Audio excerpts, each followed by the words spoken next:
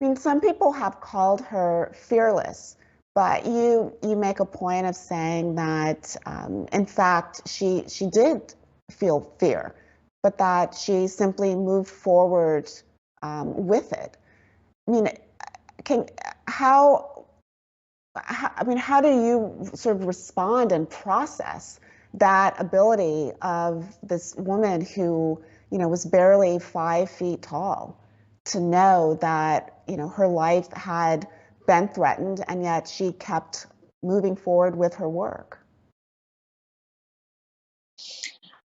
I really, when I've tried to sort of get into her head, which is impossible, but I've tried to kind of figure out what drove her. And for me, one of the things that I wanted to do in the books that I've written is to humanize her. For me, it was important to see, to kind of relate to her as a human being and not the superhero who has no fear, who never doubts herself. That's just not realistic to me.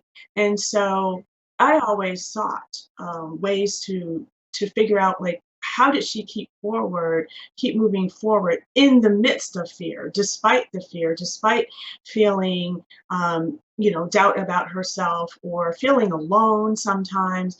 She faced an enormous amount of criticism and she was marginalized. I mean, so her life was not easy.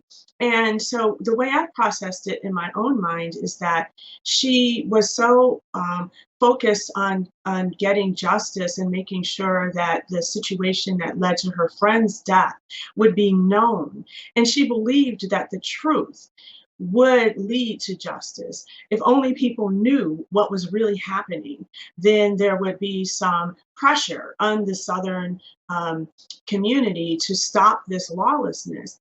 And so, with her quote, "The way to right wrongs is to turn the light of truth upon them," is exactly what she thought. And she continued on not only writing, but she did a lot of public speaking, not only in this country, but she went to England as well. So she truly believed that the truth would lead to justice.